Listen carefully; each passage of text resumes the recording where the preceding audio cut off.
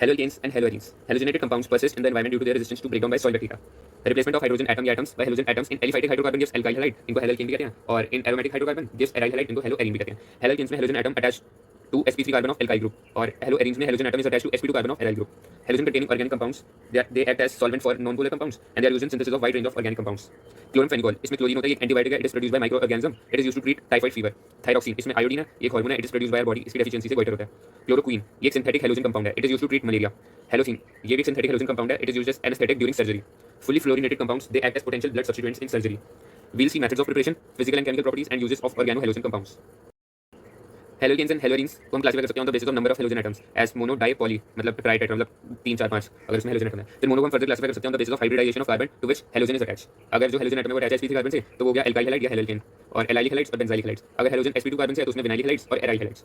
Alkyl halides में इनको हेलोअल्केन भी कहते हैं. RX नोट करके इनका जनरल फार्मूला हो गया CnH2n+1x. On the basis of nature of carbon to which halogen is attached हम इसको फिर प्राइमरी सेकेंडरी और टर्शियरी, ये हो गया प्राइमरी, यहाँ पे दो सेकेंडरी और यहाँ 3 कार्बन 2 टर्शियरी. अब एलाइलिक हैलाइड्स, हेलोजन अटैच होता है sp3 carbon adjacent to carbon carbon double bond, इसको एलाइलिक कार्बन कहते हैं. ये जैसे एलाइलिक कार्बन है डबल बॉन्ड के बगल में एकदम, यहाँ पे डबल बॉन्ड के बगल वाला carbon allylic carbon. Benzylic, halogen sp3 carbon attach to aromatic ring, ये sp3 कार्बन एरोमेटिक से अटैच है, यहाँ पे हेलोजन अटैच हो गया. ये रहा sp3 कार्बन एरोमेटिक रिंग से अटैच है, बेंजीन से अटैच है और यहाँ से हेलोजन अटैच हो गया. अब ये जो दो ग्रुप्स हैं, अगर ये CH3 और ये H है तो ये सेकेंडरी हो गया, और अगर दोनों ही कार्बन कार्बन है, यहाँ पे भी कार्बन है, यहाँ पे भी कार्बन है, तो ये 3 कार्बन से गिर गया तो हो गया टर्शियरी. विनाइलिक में हेलोजन अटैच हो गया sp2 carbon of carbon carbon double bond, ये sp2 डबल बॉन्ड यहाँ से डायरेक्टली अटैच, यहाँ पे डबल बॉन्ड से डायरेक्टली अटैच sp2 कार्बन है. Halogen directly bonded to sp2 carbon of aromatic ring aryl halides, ये डायरेक्टली बॉन्ड हो गया बेंजीन से, यहाँ पे भी डायरेक्टली बॉन्ड है.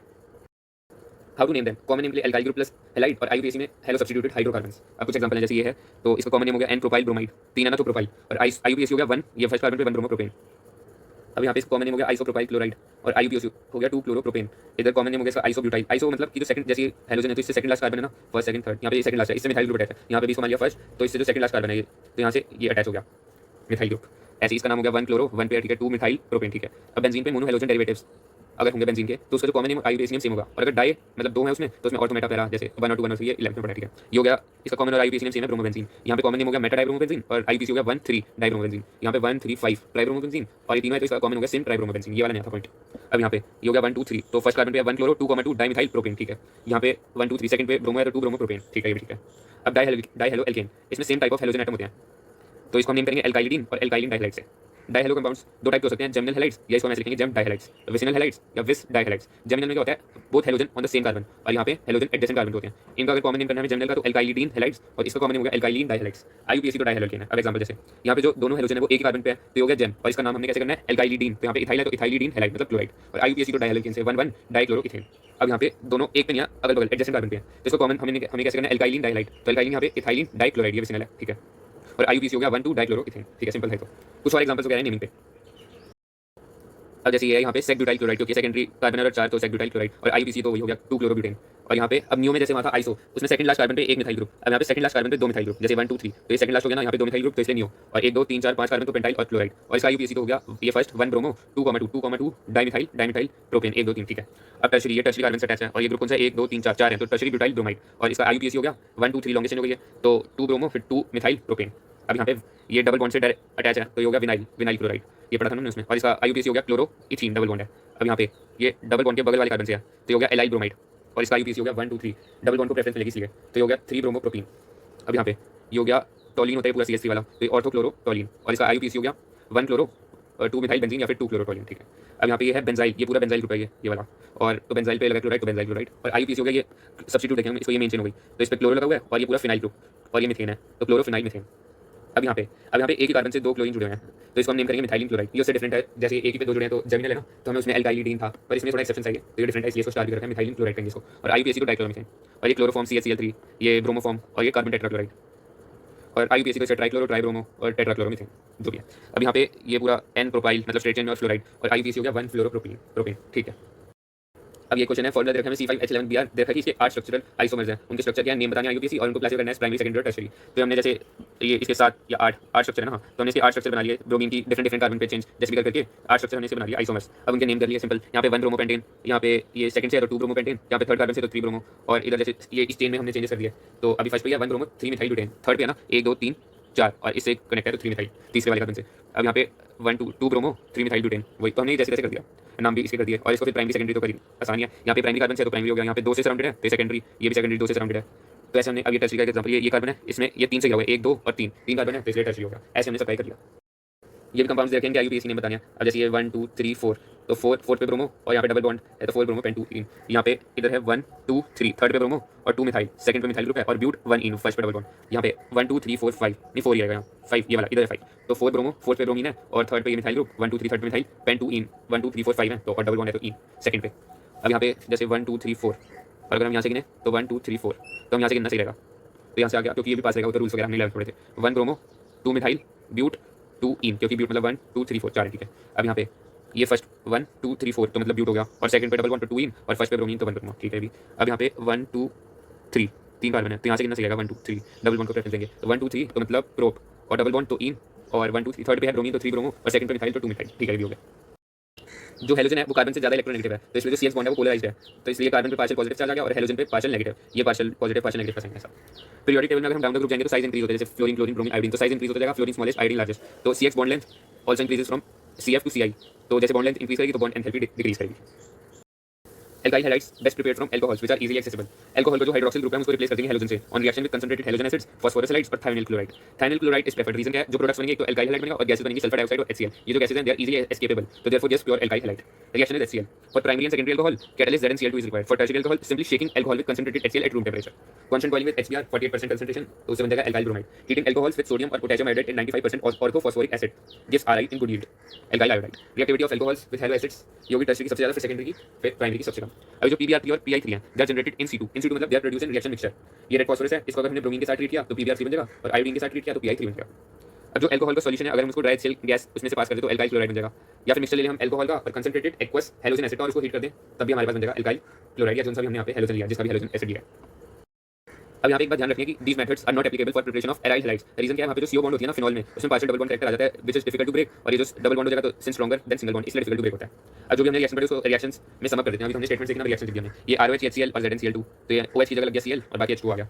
अब यहाँ पे ROH को अगर हमने ये सब अल्कोहल्स के साथ ही करें, अब देख लेते हैं कि कौन कौन से हमने रिएजेंट यूज करें। यहाँ पे NaBr और H2SO4 के साथ करेंगे तो Br लग गया इधर, और NaHSO4 और H2O साइड प्रोडक्ट। अब यहाँ पे 3 ROH के मॉलिक्यूल लिए, यहाँ PH3 के साथ X लग गया और H3BO3 बच गया। यहाँ पे अगर PCl5 के साथ रिएक्शन किया तो Cl लग गया और POCl3 और HCl साइड प्रोडक्ट, ये बन गया अपना अल्कोहल। तो है ये, इसका हमने रिएक्शन करवाया रेड फॉस्फोरस और हेलोजन के साथ H2 ब्रोमीन या आयोडीन कुछ भी हो सकता है, तो RX बन गया इससे।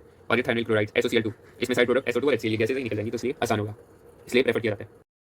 फ्री रेडिकल क्लोरीनेशन या bromination of alkanes gives complex mixture of isomeric mono and polyhaloalkanes, तो मतलब मिक्सचर बन जाता है that is difficult to separate as pure compound, तो इसलिए therefore yield of any single compound is low. जैसे ये इक्वेशन देखिए, क्लोरीन और लाइट या हीट कर देंगे तो एक H की जगह हमारा Cl लग जाएगा, और या तो इधर इस कार्बन पे एक डिफरेंट कार्बन है और एक ये भी डिफरेंट कार्बन है सेकंड वाला, तो यहाँ पे दोनों में चांसेस हैं, तो ये मिक्सचर बन गया ना आइसोमेरिक, दोनों के आइसोमेरिक, तो ये डिफिकल्ट होते हैं सेपरेट करने, तो इसलिए जो यील्ड है वो बहुत कम होगी। अब एल्कीन प्लस हाइड्रोजन क्लोराइड या ब्रोमाइड या आयोडाइड, तो इससे हमारा क्या बन जाएगा एल्काइल हैलाइड। ये डबल बॉन्ड HX, H एक जगह चला जाएगा, X दूसरी जगह कार्बन के, तो ये हमारा ऐसे एल्काइल हैलाइड बन गया। अब इससे दो प्रोडक्ट्स अगर फॉर्म होने के चांसेस है ना, तो only one dominates as per Markovnikov rule. Markovnikov rule क्या है, H वहाँ जाएगा जिसके पास ज़्यादा हाइड्रोजन है और I जिसके पास कम, या H के साथ जो भी लगा हुआ है हेलोजन या नेगेटिव पार्ट, तो यहाँ पे H कहाँ जाएगा, यहाँ पे हाइड्रोजन 2 है, यहाँ पे एक है तो इधर चला जाएगा H, यहाँ चला गया H, और I कहाँ जाएगा जहाँ पे कम है, यहाँ कम है, तो ये वाला मेजर हो गया, और इसका दूसरा केस भी ले सकते हैं हम, पर वो माइनर होगा। अब in lab bromine in CCl4 को ऐड करेंगे जब हम एल्कीन में, तो discharge of reddish brown colour होता है ब्रोमीन की वजह से। ये टेस्ट भी है डबल बॉन्ड के लिए इन द मॉलिक्यूल, तो इससे जो प्रोडक्ट बनेगा ना इस रिएक्शन से वो बनेगा विसिनल डाइब्रोमाइड्स, ये कलरलेस है। ये इक्वेशन देखिए, जैसे ये ब्रोमीन इन CCl4, तो ब्रोमीन दोनों जगह लग जाएगा दोनों कार्बन पे, तो विसिनल डाइब्रोमाइड बन गया। अब एक क्वेश्चन दे रखा है यहाँ पे, फ्री रेडिकल मोनोक्लोरिनेशन कोई जो भी हमने देखी ऑफ दिस, तो इसके पॉसिबल मोनोक्लोरो स्ट्रक्चरल आइसोमर्स इससे जो बनेंगे वो क्या है, तो इसमें जो भी गिवन मॉलिक्यूल ये दे रखा है इसमें 4 अलग अलग तरह के हाइड्रोजन एटम है, एक तो ये अलग है, ये अलग है, और एक ये अलग है, ये भी अलग है, तो इनको रिप्लेस करके तो 4 स्ट्रक्चर बनेंगे, वो स्ट्रक्चर ये होगा बस सिंपल। अगर हम एल्काइल क्लोराइड्स और ब्रोमाइड्स को sodium iodide and dry acetone के साथ ट्रीट करेंगे तो हमारा बन जाएगा एल्काइल आयोडाइड्स, इसको बहुत हम ऑफन यूज करते हैं, इसका नाम है फिंकल चेन रिएक्शन। ये इक्वेशन दे रखी है RX प्लस NI, X की जगह I लग जाएगा और ये एक्सचेंज हो जाएंगे, मतलब X इधर चला गया I इधर चला गया, तो ये बन गया RI प्लस NaX, X की जगह क्लोरीन या ब्रोमीन। अब इसमें देखते हैं हम क्या क्या यूज है, जो NaCl और NaBr जो यहाँ बनेंगे ना, they will precipitate in dry acetone लिया हमने, तो इससे क्या होगा, this will facilitate forward reaction, Le Chatelier principle. तो देखते हैं इसको, जैसे फॉरवर्ड रिएक्शन कैसे होगा, कि प्रेसिपिटेट हो जाएंगे तो मतलब कम हो जाएंगे, तो अगर ये कम होंगे तो रिएक्शन आगे बढ़ेगा, लीच एटिलर प्रिंसिपल 11th है, ठीक है समझ। अभी हमने आयोडाइड बनाया था, अगर हमें फ्लोराइड्स बनानी हो एल्काइल फ्लोराइड्स, तो एल्काइल क्लोराइड और ब्रोमाइड को हम हीट करेंगे इन प्रेजेंस ऑफ मेटालिक फ्लोराइड्स, जैसे कि AgF Hg2 F2 cobalt F2 SbF3, तो इस हमारे एल्काइल फ्लोराइड्स बन जाएंगे, ये हो गया स्वार्ट्ज रिएक्शन। इक्वेशन देखिए, जैसे CH3Br, यहाँ पे भी एक्सचेंज हो जाएगा, ये F इधर आ गया, Br इधर आ गया, F इधर आ गया, Br इधर, ठीक है। अब हम एराइल की बात करते हैं, एराइल क्लोराइड्स और bromides, they can be prepared easily by electrophilic substitution of arenes with chlorine और bromine in presence of Lewis acid catalyst, जैसे कि आयरन या आयरन 3 क्लोराइड। ये इक्वेशन है, जैसे ये हेलोजन H2 आयरन और डार्क में हमने करा है, ऑर्थो और पैरा पे लग जाएगा। अब ortho and para isomers they are easily separated, क्योंकि उनके मेल्टिंग पॉइंट में काफी ज्यादा डिफरेंस होता है, तो सेपरेट हो जाएंगे। रिएक्शन विद आयोडीन रिवर्सिबल होता है, तो it require presence of oxidizing agent HNO3 और HiO4 जैसे, क्योंकि उससे HI बनेगा ना, तो HI को ऑक्सीडाइज कर देंगे तो इस रिएक्शन फॉरवर्ड हो जाएगा हमारा easily. Fluoro compounds not prepared with this method क्योंकि उनकी बहुत ज़्यादा रिएक्टिविटी होती है। अब प्राइमरी एरोमेटिक अमीन लेंगे हम, that is dissolved in aqueous mineral acid, उसको हम ट्रीट कर देंगे सोडियम नाइट्राइट के साथ, तो हमारा बन जाएगा डाइजोनियम सॉल्ट। इसका नाम है सेंडमियर रिएक्शन। अब ये जो डाइजोनियम सॉल्ट बनी है, हमें मिक्स करने को solution of freshly prepared diazonium salt with cuprous chloride या ब्रोमाइड। इससे होगा क्या, जो डाइजोनियम ग्रुप है ना वो रिप्लेस हो जाएगा क्लोरीन और ब्रोमीन से। देख लेते हैं रिएक्शन क्या है। ये प्राइमरी एरोमेटिक अमीन, इसको हमने ट्रीट किया है सोडियम नाइट्राइट प्लस HX मतलब वो मिनरल एसिड और बहुत ही कम टेंपरेचर 273 और 278 केल्विन पे। इससे हमारा क्या बन गया, बेंजीन डाइजोनियम सॉल्ट। अब इसको हमने क्यूप्रस हैलाइड के साथ ट्रीट कर दिया, तो इसकी जगह हमारा जो भी X है वो लग जाएगा और नाइट्रोजन गैस रिलीज होगी। ठीक है, replacement of diazonium group by iodine does not require cuprous halide, वो सिंपल बस शेक करने से हो जाएगा डाइजोनियम सॉल्ट को विद पोटेशियम आयोडाइड। ये इक्वेशन है N2X-, इससे किया से ट्रीट कर दिया, इसकी जगह I लग गया और नाइट्रोजन गैस निकल गई। ये क्वेश्चन देखा है, हमें बताने प्रोडक्ट्स क्या बनेंगे। ये रहा, ये कंपाउंड है HBr, तो वही सिंपल माइकोनिक रूल, H उसके बाद जिसके बाद ज्यादा हाइड्रोजन, इसके बाद ज्यादा तो यहाँ चला गया और Br कम वाले के पास, ये हमारे सिंपल प्रोडक्ट है। अब यहाँ पे वही H के बाद जिसके बाद ज्यादा हाइड्रोजन, तो इधर H आ गया और Cl इधर चला गया। अब यहाँ पे ये नई बात है, अगर पेरोक्साइड हो ना इसके साथ तो उल्टा हो जाएगा। ठीक है, बस ये ध्यान रखना है। तो H मतलब अब किसके पास जाएगा, जिसके पास कम है, और Br किसके पास, जिसके पास ज्यादा। बस ये बात थी, नहीं ये वाली पेरोक्साइड वाली। Alkyl halides are colorless and pure. Bromides and iodides develop color when exposed to light. Volatile halogen compound उनकी स्वीट स्मेल होती है। Methyl chloride, methyl bromide, ethyl chloride और some chlorofluoromethanes, they are gases at room temperature. Higher numbers are liquids और solids. ठीक है, we know molecules of organic halogen are polar generally, तो greater polarity, higher molecular mass as compare to hydrocarbon. तो इसका होगा stronger intermolecular forces of attraction, ये dipole dipole और van der Waals force intermolecular. तो ये अगर स्ट्रॉन्ग होगी तो boiling point of chlorides and bromides iodides are higher than hydrocarbons. जो अट्रैक्शन है they get stronger as molecule size increase, तो मोर इलेक्ट्रॉन साइज बढ़ गया तो स्ट्रॉन्गर हो जाएगी, साइज पे डिपेंड करती है बस। For same alkyl group boiling point इसका सबसे ज्यादा आयोडीन वाले का, क्योंकि इसका साइज बड़ा है। रीजन साइज बड़ा है, मास बड़ा है, हैलोजन एटम का आई का, तो magnitude of van der Waals forces ज्यादा है। Boiling point of isomeric halogen can decrease with increase in branching. Boiling point ये ध्यान रखने का, बॉइलिंग पॉइंट की बात हो गई कमेंट है, तो बॉइलिंग पॉइंट डिक्रीज करता है with increase in branching. Boiling point of isomeric dihalobenzene nearly same. और मेल्टिंग पॉइंट जो पैरा आइसोमर्स का होता है ना वो ज्यादा होता है as compare to ortho and para. क्यों, रीजन है symmetry of para isomers that fits in crystal lattice better. Bromo iodo and polychloro derivatives of hydrocarbons are heavier than water. Density increase with increase in number of carbon atom, halogen atom और atomic mass of halogen atom. ठीक है, halogens slightly soluble in water. To dissolve haloalkane in water, energy is required to overcome attraction between haloalkane molecules and break hydrogen bonds between water molecules.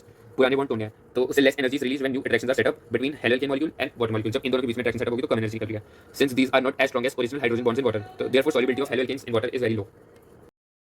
Haloalkanes tend to dissolve in organic solvents. Reason क्या है, new intermolecular attraction between haloalkanes and solvent molecules same strength की होती है as one being broken in the separate haloalkane and solvent molecules. मतलब जो पहले दोनों की थी इंटरेक्शन उसके नियरली सेम होती है, तो इसलिए बन जाते हैं वो सॉल्वेंट में आसानी से डिसॉल्व हो जाते हैं। Reactions of haloalkanes, nucleophilic substitution, elimination और reaction with metals, ये तीन मेन। न्यूक्लियोफाइल्स होते हैं electron rich species, therefore they attack eight part of substrate molecule which is electron deficient. इस रिएक्शन क्या होता है, nucleophile replace already existing nucleophile in a molecule, इसलिए इसको कहते हैं न्यूक्लियोफिलिक सब्स्टिट्यूशन रिएक्शन। इसमें सबस्ट्रेट क्या है, हैलोएल्केन्स। न्यूक्लियोफाइल हैलोएल्केन या जो सबस्ट्रेट है उस पर अटैक करते हैं, पार्शियल पॉजिटिव चार्ज होता है कार्बन पे जो बॉन्डेड होता है हैलोजन एटम से। वो हमने देखा था ना CX से कि halogen more electron negative than carbon बोला। हैलोजन एटम लिविंग ग्रुप होता है, departs as halide ion. Substitution reaction is initiated by nucleophile, therefore nucleophilic substitution reaction कहते हैं हम। ये ग्राफ है इक्वेशन सी, इस पे पार्शियल पॉजिटिव पार्शियल नेगेटिव, तो इधर अटैक करेगा पॉजिटिव वाले पे और ये निकल जाएगा, यहाँ अटैक रिप्लेस हो गया, सब्स्टिट्यूट कर दिया इसको। One of the most usual classes of organic reaction of alkyl halides in which halogen is bonded to sp3 carbon. तो मतलब बहुत इंपॉर्टेंट रिएक्शन है न्यूक्लियोफिलिक सब्स्टिट्यूशन। ये फिर से रिवाइज करने के लिए X से ये न्यूक्लियोफाइल है तो इसको रिप्लेस कर देगा और ये जो X से हैलाइड आयन की तरह चला जाएगा। अब ये कुछ कंपाउंड्स जो अगर हमें बनाने हैं एल्काइल हैलाइड से, तो हम ये रिएजेंट्स ले सकते हैं जो हमें ये न्यूक्लियोफाइल देंगे। तो हम फटाफट देख लेते हैं। अगर एल्कोहल बनाना है जो कि ROH होता है तो हम NaOH H2O ले सकते हैं। NaOH हमें देगा OH- H2 देगा H2, सेम कोई देगा। अगर ईथर बनाना है जिसका होता है ROR-, तो इसके लिए हम ले सकते हैं NaOR-, तो ये जो OR- है ये लग जाएगा हमारा न्यूक्लियोफाइल में। एल्काइल आयोडाइड बनाना है तो Na ले सकते हैं, ये हमें देगा I- न्यूक्लियोफाइल रिप्लेस कर देगा ये हैलोजन को। प्राइमरी अमीन बनाना है तो RNH2 ले सकते हैं, तो अगर RNH2 बनाना है सॉरी तो इसके लिए हम ले सकते हैं NH3, हमें NH3 देगा न्यूक्लियोफाइल में। सेकेंडरी अमीन बनाना है तो RNHR- होता है इसका फॉर्मूला, मतलब कि दो कार्बन से सराउंड होती है N सेकेंडरी, तो इसलिए हम ले सकते हैं R-NH2, ये हमें R-NH2 ही देगा। अगर हमें बनाना है टर्शियरी अमीन, टर्शियरी मतलब यहाँ पे तीन कार्बन से सराउंडेड है, हाइड्रोजन है ही नहीं यहाँ तो इसलिए हम ले सकते हैं ये R-NH, मतलब इससे एक कम। यहाँ पे था सेकेंडरी तो हमने ले लिया प्राइमरी, अब यहाँ टर्शियरी तो इससे एक कम यहाँ ले लिया हमने सेकेंडरी अमीन, तो हमें वही सेम दे देगा। अब नाइट्राइल होता है साइनाइड, मतलब RCN, इसलिए हम ले सकते हैं KCN, तो हमें दे देगा C-N, ये साइनाइड का स्ट्रक्चर है, इसमें माइनस ये यहाँ पे भी लोन पेयर्स है। आइसोनाइट्राइल ये होता है CN का उल्टा NC, और आइसोसाइनाइड भी कह सकते हैं इसलिए हम ले सकते हैं AgCN, या ये हमें देगा AgCN, तो Ag के साथ देगा जुड़ा हुआ, यहाँ पे अलग नहीं होगा, यहाँ अलग हो गया था, यहाँ नहीं होगा। अब एल्काइल नाइट्राइड तो इसका स्ट्रक्चर होता है RON-O, किधर है ये NO2 ले सकते हैं, इसलिए हमें दे देगा ये N-O-O।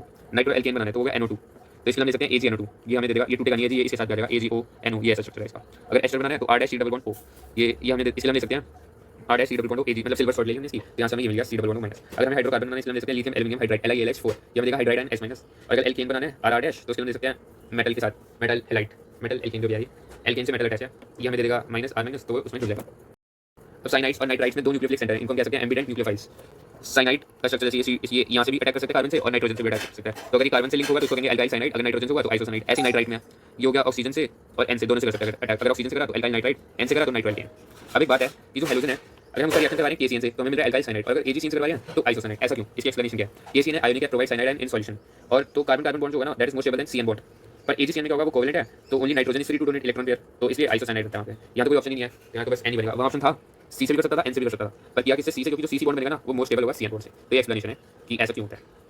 रिएक्शन दिस मतलब ये जो न्यूक्लियोफिलिक सब्स्टिट्यूशन रिएक्शन है proceed by two different mechanism SN2 और SN1। SN2 मतलब सब्स्टिट्यूशन न्यूक्लियोफिलिक बायमोलिकुलर और SN1 सब्स्टिट्यूशन न्यूक्लियोफिलिक यूनिमोलिकुलर। देखते हैं इसको। Reaction between CH3Cl and OH minus, इसमें मिलेगा मिथेनॉल प्लस क्लोराइड। ये फॉलोस सेकंड ऑर्डर काइनेटिक्स, मतलब rate depends on concentration of both the reactants. अब कुछ इसके लिए इलस्ट्रेशन दे रखी है, जैसे ये डायग्राम है, ये OH माइनस है, ये इसके साथ कार्बन अटैक किया, ये बॉन्ड फॉर्म करेगा, ये बॉन्ड टूट रहा है, ट्रांजिशन स्टेट से बन गई, दोनों में माइनस माइनस। फिर क्लोरीन चला गया और ये OH इधर का इधर यहाँ लग गया।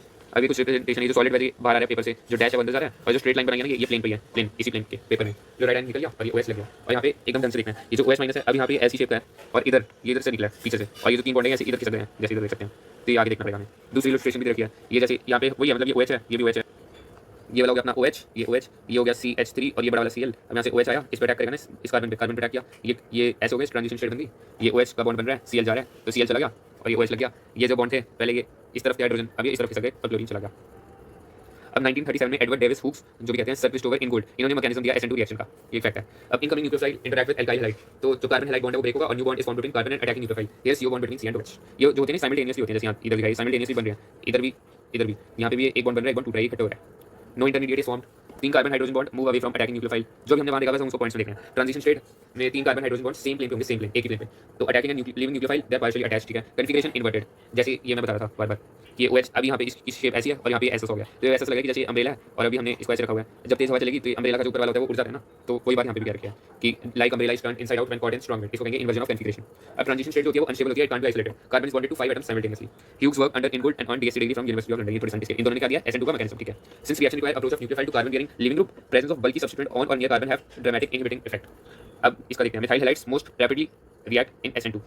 रीजन क्या है, इसके पास तीन स्मॉल हाइड्रोजन एटम थे, पर जो टर्शियरी हाइलाइट होते हैं वो लीस्ट रिएक्टिव होते हैं SN2 के लिए। रीजन क्या है, बल्की ग्रुप्स होते हैं, they hinder the approach of nucleophile. अब ऑर्डर ऑफ रिएक्टिविटी क्या हो गया, प्राइमरी का सबसे ज्यादा, सेकेंडरी का, फिर टर्शियरी का सबसे कम। अब ये इलस्ट्रेशन दे रखा है, जैसे ये तीन स्मॉल हाइड्रोजन है आराम से, अब यहाँ पे एक बल्की CH3, तो दिक्कत होगी इसको, अब यहाँ तो दो हैं, तो इसलिए रेट भी दे रखे हैं यहाँ पे। अगर हम मान लें कि और टर्शियरी में तो देखो यहाँ पे तो तीन है, तीन 1 2 3 तीन बल्की ग्रुप है, तो इसका तो 0 मान के चले अगर हम, फिर इससे ज्यादा होगा इसका, क्योंकि यहाँ पे 2 है, फिर यहाँ पे एक ही बल्की ग्रुप है और यहाँ पे तो है ही नहीं, तो इसलिए यहाँ पे आसानी से हो जाएगा, सिंपल अटैक कर देगा न्यूक्लियोफाइल। ये इलस्ट्रेशन है, स्टेरिक इफेक्ट कहते हैं इसको, स्टेरिक इफेक्ट, यही जो बल्कीनेस वगैरह ये इफेक्ट है, स्टेरिक इफेक्ट्स इन SN2, ठीक है।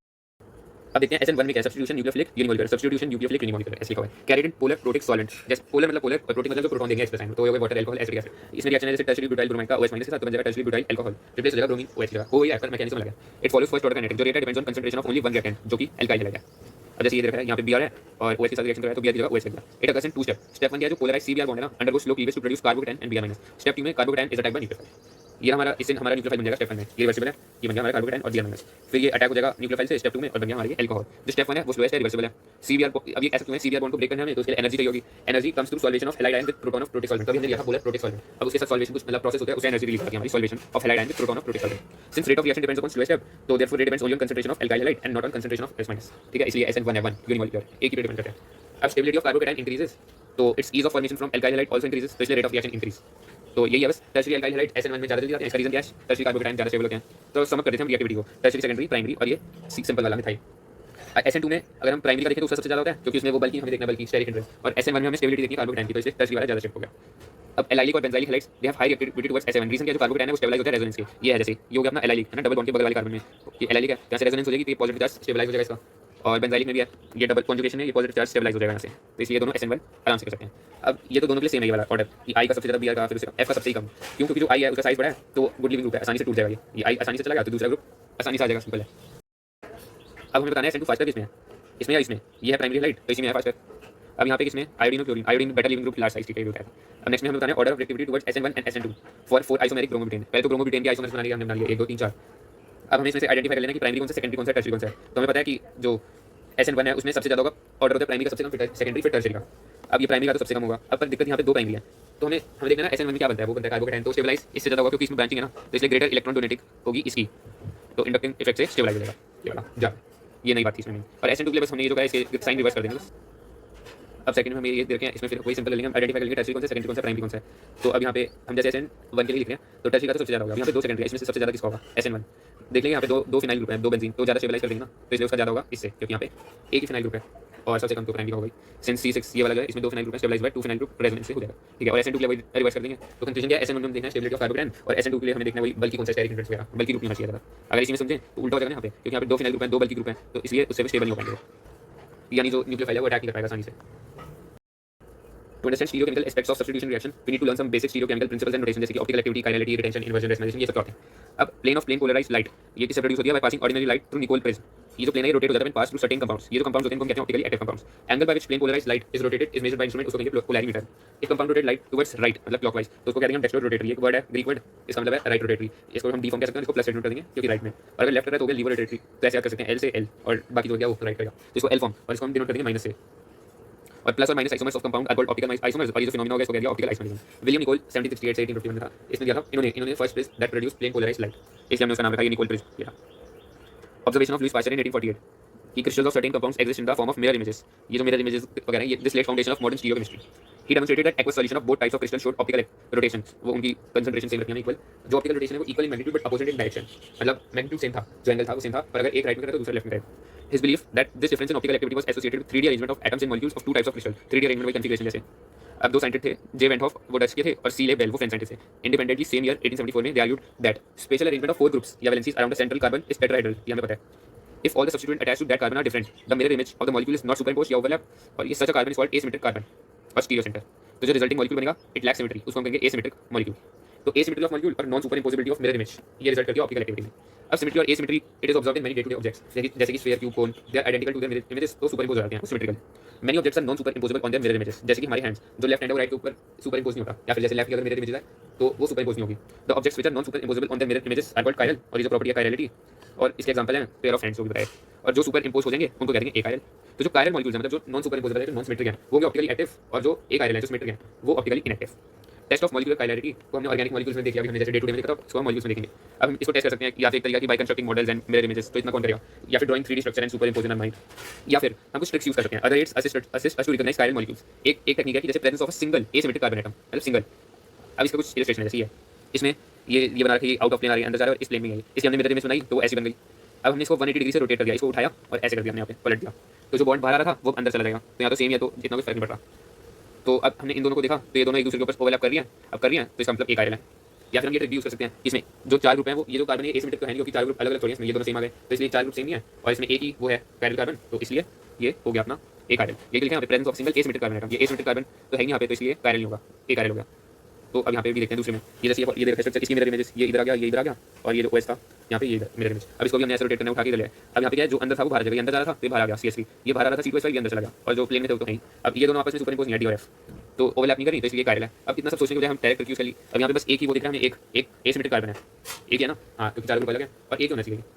तो सिंस ऑल 4 ग्रुप्स डिफरेंट है, कायरल हो गया डायरेक्ट, हमने फटाफट से लगा लिया. अब कॉमन एग्जांपल देखते हैं कायरल मॉलिक्यूल्स के, जैसे 2 क्लोरोब्यूटेन 2,3. ये तो हम चेक कर लेंगे फिर उससे बना के देखेंगे, ठीक है. 2 क्लोरोब्यूटेन में 4 ग्रुप डिफरेंट होंगे, तो इसलिए कायरल. यहाँ पे देख लेते हैं ये 4 मॉलिक्यूल्स 4 ग्रुप डिफरेंट होंगे तो कायरल हो गया. यहाँ पे अगर एक कायरल एटम इसमें या एक एसिमेट्रिक कार्बन एटम है, यहाँ पे भी जैसे ये 4 ग्रुप डिफरेंट है इस कार्बन पे, इधर भी कोई कार्बन होगा जिसमें एक ही होगा, पर वो जहाँ पे वो एसिमेट्रिक होगा, ठीक है. Stereoisomers related to each other as non superimposable mirror images, उनको हम कहेंगे इनएंशियोमर्स.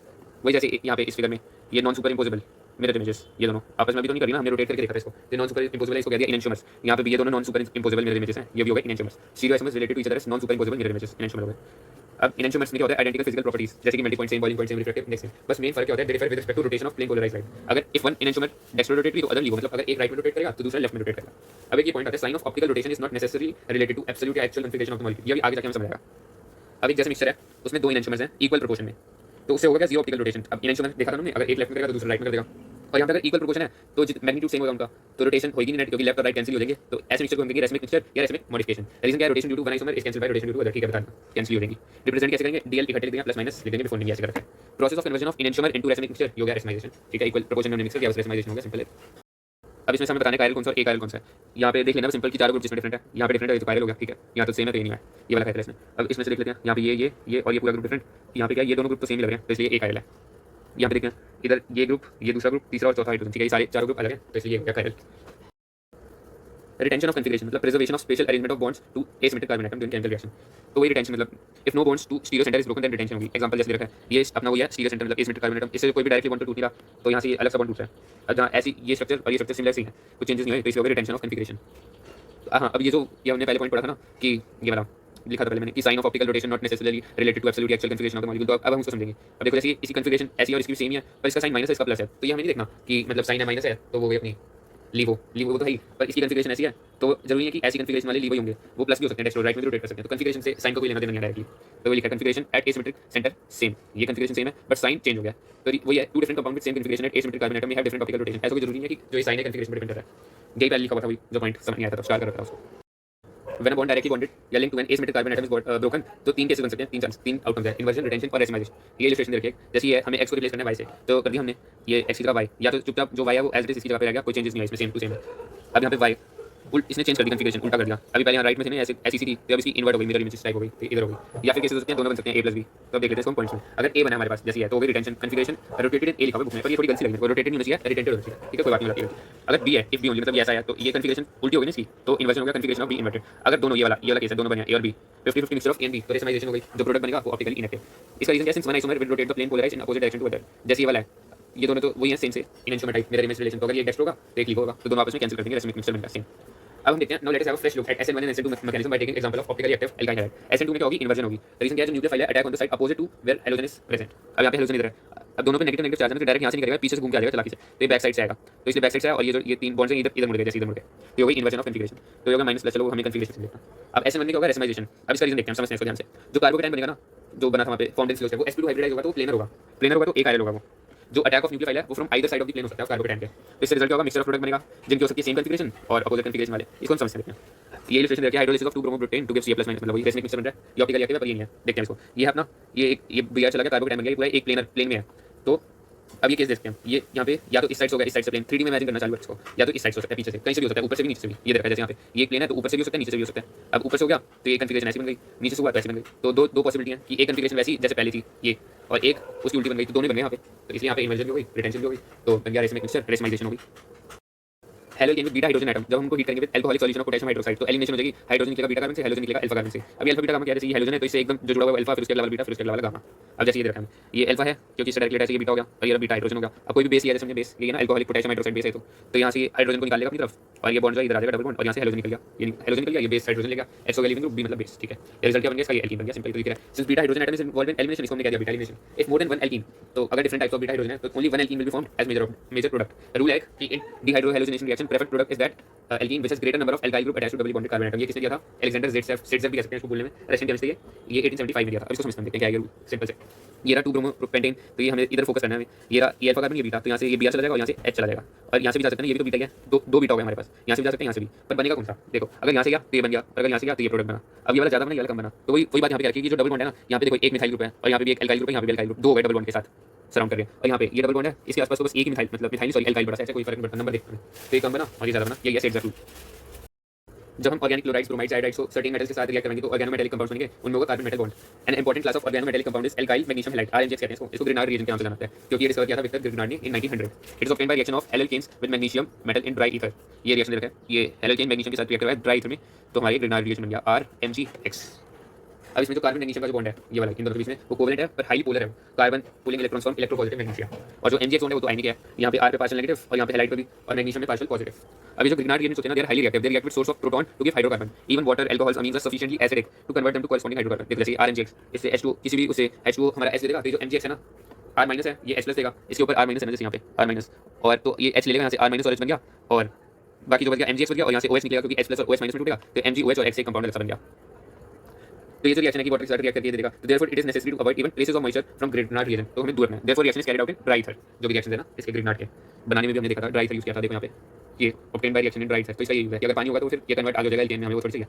और यही रिएक्शन को हम ऐसे भी देख सकते हैं कि this could be considered as method for converting halides to hydrocarbon, ये पॉजिटिव हो गया देखने का, और ये मतलब खराब करना है तो हमें ऐसे अब देखना है कि हमें चाहिए क्या, ठीक है। एल्काइल हैलाइड को अगर हम सोडियम इन ड्राई ईथर में ट्रीट करेंगे तो हमारा बन जाएगा हाइड्रोकार्बन जिसमें double the number of carbon atom present in halide, इसको कहेंगे वुड्स रिएक्शन। ये जैसे इसमें दो बोलेंगे 2 सोडियम, तो यहाँ से ये NX अपना अलग हो जाएगा, ठीक है दिखाता हूँ, ये NX अपना लेके निकल गया, और दो जो R थे वो जुड़ जाएंगे आपस में, ये R जुड़ गए, ठीक है। Alkyl halides they are extremely less reactive towards nucleophilic substitution reaction. इसका रीजन क्या है, in haloarenes electron pairs on halogen are in conjugation with pi electrons of flame, ये रेजोनेटिंग स्ट्रक्चर है, जैसे ये इसके इलेक्ट्रॉन, ये electron lone pair single bond double bond, ये होगी कॉन्जुगेशन, तो इसलिए रेजोनेंस हो जाती है। तो इसलिए जो CCl बॉन्ड है ना that acquire partial double bond character, क्योंकि रेजोनेंस के ये जो डबल बॉन्ड बन गया ना, तो therefore bond cleavage in haloarene is difficult than haloalkane, therefore they are less reactive towards substitution nucleophilic substitution reaction, थोड़ी शॉर्ट फॉर्म में लिख दी, तो डबल बॉन्ड डिफिकल्ट होता है ब्रेक करने का सिंगल के कंपैरिजन में, इसलिए फिर ज्यादा रिएक्टिव नहीं होते हेलोएरिन्स। सेकंड पॉइंट, इन हेलोएल्केन कार्बन हेलोजन से अटैच है sp3 हाइब्रिडाइजर, यस है, और यहाँ पे sp2 हाइब्रिडाइज है, जो sp2 कार्बन है उसमें ग्रेटर s करेक्टर है, तो it is more electronegative, can hold electron pair of cs bond more tightly than sp3 carbon, क्योंकि उसमें लेस s करेक्टर है। क्योंकि यहाँ पे लेस s करेक्टर जैसे ये s यहाँ पे 1 और 3 है और यहाँ पे 1 और 2 है, तो यहाँ पे कंपैरिजन ज़्यादा है ना, 1:2 का रेशियो 1:3 का है, तो कम है यहाँ पे। तो therefore CCl bond length halo alkane में देखो 177 है, पर हेलो एरीन में 169 है, तो इसमें ज़्यादा है ना बॉन्ड लेंथ, हेलो एल्केन में ज़्यादा है और इसमें कम है हेलो एरीन में। तो since it is difficult to break shorter bond, therefore haloarene are less reactive than haloalkane. Third point है, in haloarene phenyl cation is not resonance stabilize, तो SN1 रिएक्शन तो हो नहीं सकता उसमें stabilise, तो कार्बोकैटायन नहीं बनेगा, ये बनेगा किससे, सेल्फ आयनाइजेशन से। फोर्थ पॉइंट है repulsion, it is less likely for electron rich nucleophile to approach electron rich benzene. अब जैसे ये बेंजीन है तो इसमें इलेक्ट्रॉन होंगे ना इतने सारे, ये पूरी इलेक्ट्रॉन है क्लाउड, तो यहाँ पे नेगेटिव चार्ज आना तो दिक्कत दे देगा, रिपल्शन मिलेगी दोनों में, इसलिए ये पॉइंट है। पर अब हमें रिएक्शन करनी है तो हम कर सकते हैं, मतलब इम्पॉसिबल नहीं है, नथिंग इज पॉसिबल, तो हम कुछ ड्रास्टिक कंडीशन यूज करनी पड़ेगी ज़्यादा। जैसे हमें क्लोरोबेंजीन से फिनॉल बनाना है तो हमें हीट करना पड़ेगा इसको एक्वस एनुअल सॉल्यूशन में टेंपरेचर 623 केल्विन, प्रेशर 300 एटमॉस्फेयर, ये क्वेश्चन दे रखी है। जैसे क्लोरो और OH लग जाएगा, हमें चाहिए कि एनुअल 623 केल्विन 300 एटमॉस्फेयर, फिर H+ डालना है इसमें, कोई भी HCl कुछ भी H2 types. Presence of electron withdrawing जैसे कि NO2 at ortho and para position increases reactivity. अब जैसे यहाँ पे देख सकते हैं ये पैरा पे है, अब यहाँ पे ऑर्थो और पैरा दोनों पे है, और यहाँ पे तीनों पे है, तो देखिए पैरा में जब था तो 443, मतलब इससे हमें कम टेंपरेचर चाहिए 623 से, और जब दोनों पे है तो और कम हो गया 368, और जब तीनों पे है तो खाली गर्म पानी से काम चल गया और उसकी जरूरत भी नहीं पड़ी हमें NH वगैरह की, बस पानी से हो गया। तो अब यहाँ पे जैसे मेन पॉइंट ये है कि टेंपरेचर ये आसानी से होता जा रहा है, बाकी वो तो नहीं NaOH वो तो सब डलते जाएंगे, जहाँ तक लगता गया जहाँ क्लोरीन रिप्लेस हो गया वैसे। The effect is pronounced when NO2 group is at ortho and para position, no effect is seen when electron withdrawing group is at meta position. अब इसकी कुछ इलस्ट्रेशन है, जैसे ये दे रखे हैं डायग्राम्स, ये जैसे न्यूक्लियोफाइल अटैक करेगा इस पे कार्बन पे पार्शियल पॉजिटिव चार्ज है इसमें, तो ऐसा बन जाएगा हमारा स्ट्रक्चर। तो इसमें रेजोनेंस है, जैसे यहाँ पे देखो ये ऑर्थो पे भी नेगेटिव चार्ज, फिर यहाँ आ गया पैरा पे, फिर ऑर्थो पे आ गया, तो इसको हम ऐसे रिप्रेजेंट कर सकते हैं। तो अगर हमने जैसे ऑर्थो पैरा पे लगाया ना, अगर हमने इलेक्ट्रॉन विड्रॉइंग ग्रुप, तो और नेगेटिव चार्ज भी ऑर्थो पैरा पे आ रहा है, तो जो ये स्टेबलाइज कर देगा ना इलेक्ट्रॉन विड्रॉइंग ग्रुप, क्योंकि वो इलेक्ट्रॉन यहाँ से ले लेगा तो ये स्टेबलाइज करेगा हमारा जो भी बनना है हमारी इंटरमीडिएट, तो इसलिए ये भी देखें जैसे यहाँ पे भी ऑर्थो पैरा है। पर अगर हमने मेटा पे करा है तो मेटा पे तो नेगेटिव आई नहीं रहा, तो इसका यूज क्या है, ये इतना कुछ खास खींच नहीं पाएगा इलेक्ट्रॉन्स को, इसका ये रीजन है। अगर हम समझना चाहिए कि भाई क्यों no effect when electron withdrawing group is at meta position, तो हम ये इससे समझ सकते हैं डायग्राम से। Halogens they undergo usual electrophilic reactions of benzene, जैसे कि हेलोजनेशन, नाइट्रेशन, सल्फोनेशन और फ्रीडल क्राफ्ट। जो हेलोजन है ना दैट इज स्लाइटली डीएक्टिवेटिंग, और वो ऑर्थो पैरा डायरेक्टिंग है, वो तुमने देख लिया रेजोनेंस से, पर स्लाइटली डीएक्टिवेटिंग का क्या देखते हैं इसको। Therefore further substitution occurs at ortho and para position with respect to halogen. जो ortho para directing influence of halogen is easily understood by resonating structure, उन्हें फिर से देख लेते हैं एक बार। ये जैसे यहाँ पे ऑर्थो पे नेगेटिव आ गया, फिर यहाँ पे पैरा पे, फिर ऑर्थो पे, तो ऑर्थो पैरा पे आएगा जो भी हमारा इलेक्ट्रोफाइल आएगा तो वो नेगेटिव पे ही तो आएगा, इलेक्ट्रोफाइल मतलब जिसमें पॉजिटिव है तो इसकी तरफ अट्रैक्ट करेगा। Electron density increases more at ortho and para position than meta, वही रीजन रेजोनेंस। अब एक और बात जो रिएक्टिविटी है ना उसको हम देखते हैं। जो हेलोजन है उसमें माइनस आई इफेक्ट भी है, ये इलेक्ट्रॉन नेगेटिव है ना हेलोजन, तो इलेक्ट्रॉन खींचेगा भी तो अपनी तरफ, तो माइनस आई इफेक्ट है। Tendency to withdraw electron from benzene ring, तो इलेक्ट्रॉन ये बेंजीन रिंग से खींच लिया इसने, तो इसलिए the ring gets somewhat deactivated with respect to benzene, deactivate हो जाएगी, तो इलेक्ट्रोफाइल जब चार्ज कम होगा तो इलेक्ट्रोफाइल आ नहीं पाएगा इतना, अगर कम चार्ज हो गया तो therefore substitution electrophilic substitution reaction in hello arene slowly और मोर ड्रास्टिक कंडीशन चाहिए होती है बेंजीन के कंपैरिजन में। जैसे हेलोजनेशन करवाना है तो ये पहले से क्लोरीन लगाया, यहाँ क्लोरीन और एनहाइड्रस FeCl3 से रिएक्ट करवा दिया, तो एक बार पैरा लग गया एक बार ऑर्थो, और यहाँ पे जितने भी पैरा वाले ना वो मेजर प्रोडक्ट होंगे, वही सिमेट्री रीजन होगा कुछ, तो पैरा वाले बस होंगे मेजर प्रोडक्ट। नाइट्रेशन के लिए हम ये यूज कर लेंगे HNO3 और कंसंट्रेटेड H2SO4, तो लग जाएगा हमारा नाइट्रो ग्रुप ऑर्थो पे एक बार, फिर पैरा पे पैरा वाला मेजर। और इसके नेम भी देख लेते हैं एक बार, कुछ है तो नहीं है इसमें, 1,4 डाइक्लोरोबेंजीन, ठीक है ये तो ठीक है, यहाँ पे 1 क्लोरो 2 नाइट्रो, ठीक है। अब सल्फोनेशन देखते हैं एक बार, कंसंट्रेटेड H2SO4 के साथ डायरेक्ट हीट कर दिया, SO3H ग्रुप लग गया, ये पैरा वाला, ये होगा सल्फोनिक एसिड, तो 2 क्लोरो बेंजीन सल्फोनिक एसिड, ये थोड़ा नहीं था, ठीक है। फ्रीडल क्राफ्ट में देखते हैं, ये होगा क्लोरोबेंजीन, इसका हमने रिएक्शन करवा दिया CH3Cl के साथ एनहाइड्रस AlCl3 की प्रेजेंस में, तो हमारे यहाँ पे क्या बन जाएगा, ये CH3+ बनेगा, वो CH3+ लग गया हमारा, एक बार और एक बार पैरा पे। यहाँ पे नया कुछ तो ऐसा नहीं है, नहीं शायद 1 क्लोरो 2 मिथाइल बेंजीन, ठीक है ये भी ठीक है। तो यहाँ पे हमने एल्काइल ग्रुप लगाया तो हम कह सकते हैं फ्रीडल क्राफ्ट एल्काइलेशन। अब दूसरा है जैसे यहाँ पे CH3 डबल बॉन्ड O लगाएंगे हम, एक बार ऑर्थो पे एक बार पैरा पे, तो हो गया फ्रीडल क्राफ्ट एसिटाइलेशन या एसाइलेशन, कुछ भी नाम दे सकते हैं, तो हो गया 2 क्लोरो एसीटोफिनोन, ये C double bond O CH3 लगाते हैं ना अगर बेंजीन पे तो उसको कहते हैं एसीटोफिनोन, ये नहीं बात है ठीक है। अब एक बात आती थी, although chlorine is electron withdrawing group yet it is ortho para directing in, इसको शॉर्ट फॉर्म में मैं बोलता हूँ electrophilic substitution, aromatic electrophilic substitution reaction. ये ऐसा क्यों है भाई कि तो क्लोरीन है इलेक्ट्रॉन विड्रॉइंग ग्रुप है, फिर भी ऑर्थो पैरा डायरेक्टिंग है, तो हमने देख लिया था रीजन। जो क्लोरीन है फिर से देख लेते हैं फटाफट से, chlorine withdraws electron due to inductive effect और रिलीज करता है रेजोनेंस से। इंडक्टिव इफेक्ट में क्या होगा, जो क्लोरीन है that destabilises the intermediate carbocation, और रेजोनेंस से क्या होगा, stabilise the carbocation, and this effect is more pronounced at ortho and para position. Resonance देखिए ना क्योंकि माइनस जो था वो उस पे आ रहा था ऑर्थो पैरा पे। इंडक्टिव इफेक्ट होता है रेजोनेंस से स्ट्रॉन्गर, तो इससे क्या होगा नेट इलेक्ट्रॉन विड्रॉल और नेट डीएक्टिवेशन। और जो रेजोनेंस इफेक्ट है वो अपोज करेगा इस इंडक्टिव इफेक्ट को, बिल्कुल जीरो तो नहीं है ना, कुछ तो कोशिश करेगा, तो ये अपोज करेगा for attack eight ortho and para position, तो इसलिए makes deactivation less for ortho and para attack. तो जो क्या कहना चाहिए, जो reactivity is controlled by inductive effect क्योंकि स्ट्रॉन्गर है, पर ओरिएंटेशन की ऑर्थो पैरा अटैकिंग है कि नहीं है वो कंट्रोल करेगा कौन, रेजोनेंस इफेक्ट। इसलिए एक इलस्ट्रेशन है जैसे इसको हम देखते हैं, ये जैसे इलेक्ट्रोफाइल है ये इधर आ सकता है, अब यहाँ पे इंडक्टिव इफेक्ट हो यहाँ पे क्योंकि प्लस है ना तो इसे डिस्टेबलाइज कर रहा है, पहले C+ और कर देगा तो प्लस बढ़ाना थोड़ी है, तो इसको स्टेबल करना है, स्टेबलिंग होगा। अब यहाँ पे जैसे वही है, अब हम रेजोनेंस देखते हैं, यहाँ से रेजोनेंस हो रही है प्लस कम हो रहा है, स्टेबलाइज द इंटरमीडिएट कार्बोकैटायन, चाहे ऑर्थो को चाहे पैरा अटैक हो, तो इससे स्टेबलाइज करें तो हम समझ सकते हैं। अगर हम चले एल्काइल हैलाइड का और एराइल हैलाइड का और उसको ट्रीट कर दे सोडियम इन ड्राई ईथर के साथ, तो हमारा बन जाएगा एल्काइल एरीन, दोनों जुड़ जाएंगे एल्काइल एरीन, इसको कहते हैं वुड्स फिटिंग रिएक्शन। इसकी इक्वेशन दे रखी है, ये हो गया हमारा aryl halide, alkyl halide treat कर दिया सोडियम इन ड्राई ईथर के साथ, तो ये दोनों जुड़ जाएंगे R और R इस पे लग जाएगा दोनों, एल्काइल एरीन बन गया और NaCl हो गया। उसी तरह ये वुड्स रिएक्शन भी होगा। चलो एराइल हैलाइड्स एनालॉगस कंपाउंड्स देते हैं जब उनको ट्रीट करते हैं सोडियम इन ड्राई ईथर के साथ, इसमें क्या होता है 2 L groups are joint together, इसको कहते हैं फिटिंग रिएक्शन। तो यहाँ पे ये भी वुड्स की तरह ही हो गया, ये हो गया यहाँ से 2 NaX निकल गए और 2 ग्रुप्स यही जुड़ गए, ये हो गया डाइफिनाइल, ठीक है। कार्बन कंपाउंड जिसमें एक से ज्यादा हाइड्रोजन होते हैं उसको कहेंगे polyhydrogen compound. They are useful in industry और एग्रीकल्चर। देख लेते हैं फटाफट से कुछ इंपॉर्टेंट। डाइक्लोरोमीथेन, इसका नाम मिथाइलिन क्लोराइड कह सकते हैं, इसको यूज करते हैं, इसको solvent, paint remover, propellant in aerosol, process solvent in drug manufacture और metal cleaning and finishing solvent की तरह। It harms central nervous system CNS. Lower level अगर होगा ये तो इसका हम हमारी आंखों पर, हियरिंग और विजन पर असर पड़ेगा, इंपेयर्ड। और अगर ज्यादा लेवल हो गया तो dizziness, nausea, tingling, numbness in fingers and toes होगी, ये जा सकता है हमने भी करा तो। और अगर डायरेक्ट स्किन कॉन्टैक्ट किया तो इंटेंस बर्निंग और माइल्ड रेडनेस, और अगर डायरेक्ट आई कॉन्टैक्ट कर दिया तो इट बर्न कॉर्निया। ट्राइक्लोरोमीथेन या क्लोरोफॉर्म कहते हैं इसको। Its act as solvent for fats, alkaloids and iodine. इसकी प्रोडक्शन होती है, it is used in the production of freon refrigerant R32। Earlier it was used as anaesthetic in surgery but now it is replaced by less toxic and safer anaesthetic like ether. तो ये क्योंकि anaesthetic है therefore it depress central nervous system. अब ये data है 900 ppm of chloroform in air for short time के लिए अगर हम ब्रीथ करेंगे तो हमें डिजीनेस, फटीग और हेडेक हो सकता है। और इससे अगर क्रॉनिक एक्सपोजर बहुत ज्यादा हो गया तो इट कैन डैमेज लिवर और किडनी। लिवर में क्या होता है, क्लोरोफॉर्म जो है फॉस्फीन में कन्वर्ट हो जाता है और ये कभी-कभी सोर्स भी डेवलप कर सकते हैं when skin is immersed in chloroform.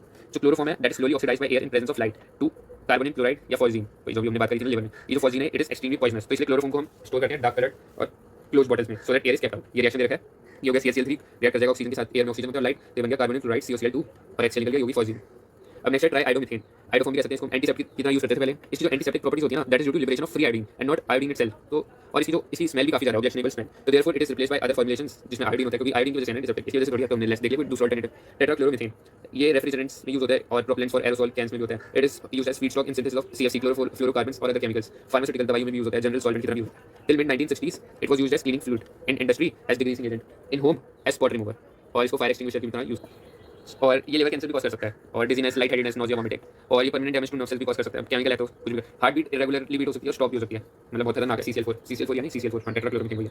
और सीवियर केस में तो स्टूपर, कोमा, अनकॉन्शियसनेस, डेथ भी हो सकती है इससे। और आइस को इरिटेट तो कर ही सकता है कॉन्टैक्ट पर, ठीक है। इन एटमॉस्फेयर ओजोन लेयर को डिप्लीट करता है, तो उससे क्या होगा, यूवी एक्सपोजर बढ़ जाएगा और तो उससे अलग बीमारी, skin cancer, eye disease, destruction of immune system. Next देखते हैं freons. Freons are CFC compounds, chlorofluorocarbon compounds of methane और ethane. They are extremely stable, unreactive, non toxic, non corrosive, easily liquefiable gases होती है। एक common है Freon 12 CCl2F2 है, ये बहुत कॉमन है। It is obtain from CCl4, पहले जो हम देखा खतरनाक सा, फ्रॉम स्वार्ट्ज रिएक्शन CCl4 से ऑब्टेन कर सकते हैं इसको। इसका यूज क्या है, एरोसोल प्रोपेलेंट्स में यूज हो सकता है, रेफ्रिजरेशन और एयर कंडीशनिंग में, AC वगैरह में होता है फ्रियोन्स। 1974 में टोटल वर्ल्ड की जो प्रोडक्शन है 2 बिलियन पाउंड्स एनुअली हर साल। अब इसमें प्रॉब्लम क्या है, ये एटमॉस्फेयर से सीधा स्ट्रेटोस्फेयर में डिफ्यूज कर सकता है, कर जाता है मतलब विदाउट चेंजिंग, अनचेंज्ड। और वहाँ पे स्ट्रेटोस्फेयर में जाके इनिशिएट रेडिकल चेन रिएक्शन, जिससे क्या होगा, अपसेट नेचुरल ओजोन बैलेंस, मतलब ओजोन में दिक्कत आ रही तो वही फिर ओजोन डिप्लीट हो गई, तो वही यूवी रेडिएशन, फिर वही ग्लोबल वार्मिंग हो गया, तो तुम्हें पता ही है। फिर ये है p para para dichloro diphenyl trichloroethane, dichloro diphenyl trichloroethane DDT, नाम तो सुना होगा बायोमेस का। फर्स्ट फ्लोरिनेटेड ऑर्गेनिक इंसेक्टिसाइड है, प्रिपेयर्ड इन 1873। 1939 में पॉल मुलर ने जो गीगी फार्मास्यूटिकल्स के थे स्विट्जरलैंड में, discovered the effectiveness of DDT as insecticide. तो मतलब ये प्रिपेयर हुआ था 1873 में, पर इसकी डिस्कवरी की इंसेक्टिसाइड की तरह यूज हो सकता है 1939 में, कि पॉल मुलर ने की थी, गीगी फार्मास्यूटिकल्स ऑफ स्विट्जरलैंड, ठीक है। पॉल मुलर को इसलिए नोबेल प्राइज मिला था in medicine and physiology for this discovery, कब मिला था 1948 में। टाइम लग गया, मतलब 10 साल तो लग गए, अप्रॉक्स 9 साल। तो इसका यूज काफी एनॉर्मसली बढ़ गया आफ्टर वर्ल्ड वॉर 2। इसका रीजन क्या है कि it was effective against mosquito, जो कि मलेरिया फैलाता है, और लाइस दैट कैरी टाइफस होता होगा कोई organism. The problem appeared in late 1940s। जो इंसेक्ट्स थी ना, इंसेक्ट्स की many species develop resistance to DDT, और इसकी हाई टॉक्सिसिटी थी फिश में। जो DDT है ना, वो केमिकल स्टेबिलिटी की वजह से और फैट सॉल्युबिलिटी की वजह से इसने और प्रॉब्लम बढ़ा दी, compounded the problem. DDT is not metabolised very rapidly by animals, तो इसलिए वो डिपॉजिट होता रहता है, स्टोर होता रहता है उनके फैटी टिश्यूज में, तो DDT builds up within animals over time. और यूज ऑफ DDT इन्हीं रीजंस की वजह से use of DDT banned in United State in 1973, but still in use in some parts of the world, कुछ है country जहां पे use. तो इसका स्ट्रक्चर है जैसे डाइक्लोरो, ये 2 chloro, diphenyl 2 phenyl group, trichloro 3 chloro group और मीथेन, इथेन है, ट्राइक्लोरो इथेन है, हां, 1 और 2 कार्बन है ना, तो ये हो गया इसका स्ट्रक्चर। तो अभी तक हमने क्या कर लिया इसमें, NCERT का मेन टेक्स्ट कर लिया और एग्जांपल्स जो भी थे वो देखिए। रह गया जो भी कुछ box item, index question, summary और एक्सरसाइज आ गई वो मैं कर लूंगा, ठीक है। Thank you so much, wish you all the best.